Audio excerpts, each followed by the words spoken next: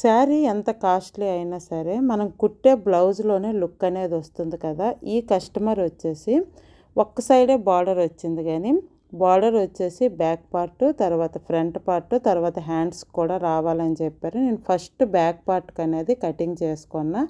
Cutting చేసుకున్న తర్వాత మీకు ఒక్కొక్క పార్ట్ అనేది చూపిస్తాను చూడండి. బ్యాక్ పార్ట్ వచ్చేసి ఏదైతే బార్డర్ కటింగ్ చేసుకున్నామో ఆ బార్డర్కి అనేది పైపింగ్ అనేది స్టిచ్చింగ్ చేశాను, తర్వాత జాయింట్ చేసా.